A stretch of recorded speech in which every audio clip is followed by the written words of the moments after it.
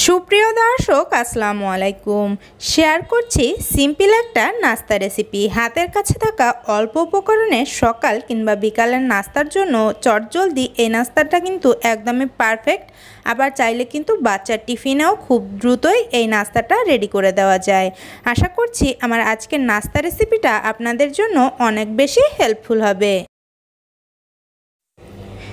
নাস্তা তৈরি করার জন্য প্রথমেই একটা ডো তৈরি করে নিব। এজন্য এখানে প্রথমেই নিয়ে নিলাম 1 কাপ পরিমাণে ময়দা। আপনারা চাইলে আটা দিয়েও নাস্তাটা রেডি করতে পারবেন। হাফ চা চামচ পরিমাণে দিয়ে দিচ্ছি লবণ, আর দিয়ে দিচ্ছি 1 টেবিল চামচ পরিমাণে রান্নার রেগুলার তেল। এবারে শুকনো উপকরণগুলো খুব ভালোভাবে হাত দিয়ে একটু মিক্স করে নিব। এতে করে শুকনো উপকরণগুলো ময়দার সাথে খুব ভালোভাবে মিক্স হয়ে যাবে।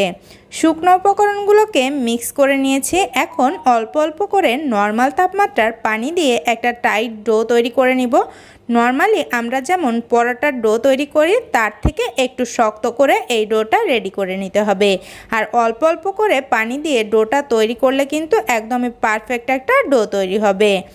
অল্প অল্প করে পানি দিয়ে দেখুন আমি ডোটাকে রেডি করে নিয়েছি, আর আপনাদেরকে আমি ডোটা কেমন হবে সেটাও দেখিয়ে দিচ্ছি। ডোটা কিন্তু খুব বেশি নরম হবে না। দেখুন এরকম একটু টাইট ডোই আমাদের প্রয়োজন। এখন ওপর থেকে অল্প একটু তেল মেখে ডোটাকে আমি কিছুটা সময়ের জন্য রেস্টে রেখে দিচ্ছি। এই সময়ের ভিতরে ডোটা কিন্তু কিছুটা নরম হয়ে যাবে। এবারে এখানে দুটো সিদ্ধ আলু নিয়েছি। আলু দুটোকে খুব ভালোভাবে ম্যাশ করে নিচ্ছি। আমি কাঁটা চামচ দিয়ে আলু দুটোকে খুব ভালোভাবে ম্যাশ করে নিচ্ছি যাতে ভেতরে কোনো বড় দানা না থাকে। আপনারা চাইলে কিন্তু একটা গ্রেটার দিয়েও আলুটাকে গ্রেট করে নিতে পারেন। আলুটাকে ম্যাশ করে নেওয়া হয়ে গিয়েছে। এবারে পুরটা রেডি করব। এজন্য ফ্রাই প্যানে সামান্য অল্প একটু রান্নার রেগুলার তেল দিয়ে দিলাম, আর দিয়ে দিচ্ছি দুটো ডিম। ডিম দুটোকে আমি আগে থেকে বাটিতে ভেঙে রেখেছিলাম। এখন ওপর থেকে সামান্য একটু লবণ দিয়ে দিচ্ছি, আর দিয়ে দিচ্ছি হাফ চা চামচ পরিমাণে কালো গোলমরিচের গুঁড়ি। এখন ডিমটাকে আমি ভেঙে স্ক্রাম্বল করে নিব। ডিমটাকে ভেঙে একদম স্ক্রাম্বল করে দিতে হবে, তবে ডিমটাকে কিন্তু খুব বেশি ভেজে একদম কড়া করে ফেলবো না। দেখুন আমার ডিমটাকে ভেজে নেওয়া হয়ে গিয়েছে। এখন ডিমটাকে আমি একটা সাইডে রেখে দিচ্ছি, আর এখানে অন্যান্য উপকরণগুলো দিয়ে দিচ্ছি। এজন্য প্রথমেই এখানে আবারও একটু তেল দিয়ে দিচ্ছি, আর দিয়ে দিচ্ছি দুটো পেঁয়াজকে আমি একদম মিহি কুচি করে কেটে রেখেছি সেই পেঁয়াজ দুটো, আর 3 থেকে 4টে কাঁচামরিচ কুচি করে রেখেছি সেগুলো। এখন পেঁয়াজ আর মরিচটাকে সামান্য একটু ভেজে নরম করে নিব। খুব বেশি ভেজে একদম ব্রাউন করে নেব না পেঁয়াজটাকে, সামান্য একটু নরম হয়ে গেলেই কিন্তু হবে। পেঁয়াজটাকে ভেজে নেওয়া হয়ে গিয়েছে। দেখুন পেঁয়াজের কালারটাও কিন্তু চেঞ্জ হয়ে গিয়েছে।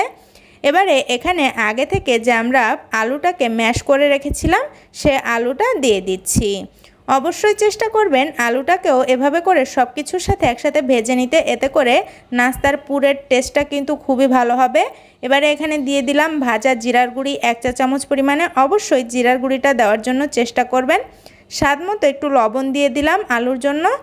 এরপরে এখানে দিয়ে দিচ্ছি 1 প্যাকেট স্বাদে ম্যাজিক মশলা। আপনাদের হাতের কাছে যদি স্বাদে ম্যাজিক মশলা না থাকে তবে সেক্ষেত্রে আপনারা চাট মশলাও দিতে পারেন, আবার চাইলে কিন্তু এখানে অরিগানো অ্যাড করতে পারেন। এখন সব কিছু একসাথে একটু গোল্ডেন করে ভেজে নিতে হবে। আলুটাকে একটু ভাজা ভাজা করলেই কিন্তু পুরটা খেতে বেশি ভালো লাগবে। দেখুন আমার পুরটা রেডি হয়ে গিয়েছে। এখন চুলাটাকে বন্ধ করে দিচ্ছি। এবারে নাস্তাটার শেপটা দিয়ে দিব। এজন্য প্রথমেই আমি যে ডোটা তৈরি করেছিলাম সেই ডোটা থেকে দেখুন এরকম ছোট ছোট লেচি কেটে নিয়েছি। এখন এই লেচিগুলো দিয়ে ছোট্ট ছোট্ট রুটি বেলে নিব। এজন্য প্রথমেই পিঁড়িতে কিছুটা তেল মেখে নিতে হবে, এতে করে আর ডোটা পিঁড়িতে আটকে যাবে না। এখন ছোট্ট একটা লেচি নিয়ে নিচ্ছি, আর ছোট্ট করে পাতলা একটা রুটি বেলে নিতে হবে। রুটিটা আপনারা আপনাদের পছন্দ অনুযায়ী ছোট বড় যে কোনো শেপেই তৈরি করে নিতে পারেন। দেখুন আমি মোটামুটি ছোট্ট একটা রুটি এখানে বেলে নিলাম, আর রুটিটাকে কিন্তু এরকম পাতলা করে বেলে নিতে হবে। খুব বেশি মোটা রুটি বেলে নিলে কিন্তু নাস্তাটা খেতে ভালো লাগবে না। এখন ভেতরে পুর দিয়ে দিচ্ছি প্রয়োজন মতো। পুর কিন্তু অনেক বেশিও দেওয়া যাবে না, আবার একবারে কমও দেওয়া যাবে না। প্রয়োজন মতো এখানে পুরটা দিয়ে এখন ফোল্ড করে নিচ্ছি। আর এভাবে করে অবশ্যই মুখটাকে খুব ভালোভাবে সিল করে নিতে হবে যাতে করে পুরটা বেরিয়ে না আসে। আর দেখুন আমি কিভাবে ফোল্ড করে নিচ্ছি, এটা একটু দেখে বুঝে নেন। দেখুন আমি খুব ভালোভাবে ফোল্ড করে নিয়ে তারপরে এভাবে করে হাত দিয়ে ঘুরিয়ে ঘুরিয়ে খুব ভালোভাবে সিল করে দিচ্ছি।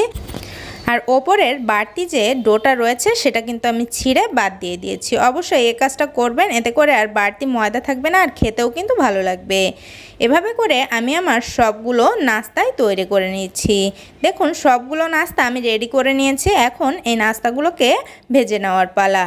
নাস্তাগুলোকে ভেজে নেওয়ার জন্য আমি একটা কড়াইতে পর্যাপ্ত পরিমাণে তেল দিয়েছি। আর তেলটাকে কিন্তু খুব বেশি গরম করা যাবে না, মোটামুটি হালকা একটু গরম করে নিয়েছি। এখন একে একে নাস্তাগুলো দিয়ে দিচ্ছি।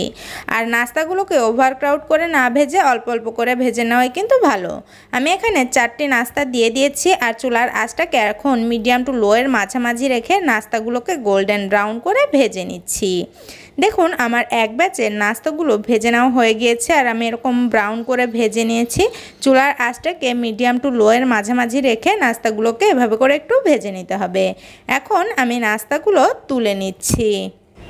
এরই মাঝে আপনাদের কাছে আমার ছোট্ট একটি অনুরোধ, আপনি যদি আমার চ্যানেলে নতুন হয়ে থাকেন আর আমার রেসিপিগুলো যদি আপনাদের কাছে এতটুকু ভালো লেগে থাকে, প্লিজ আমার চ্যানেলটিকে সাবস্ক্রাইব করে আমার সাথেই থাকবেন। রেডি হয়ে গেল আমাদের গরম গরম নাস্তা। সকাল কিংবা বিকালের চায়ের আড্ডায় এরকম একটা নাস্তা থাকলে কিন্তু আড্ডাটা একদমই জমে যাবে। আর আপনি চাইলে কিন্তু আপনার বাচ্চার টিফিনেও এই নাস্তাটা ঝটপট তৈরি করে দিতে পারেন। দেখুন নাস্তাটার ভেতরে কিন্তু একদম পুরে ঠাসা আর খেতেও কিন্তু ভীষণ মজা। রেসিপি কেমন লাগলো কমেন্ট করে জানাতে কিন্তু ভুলবেন না। আর ভালো লাগলে কিন্তু একটি লাইক দেবেন। সবাই ভালো থাকবেন। আল্লাহ হাফেজ।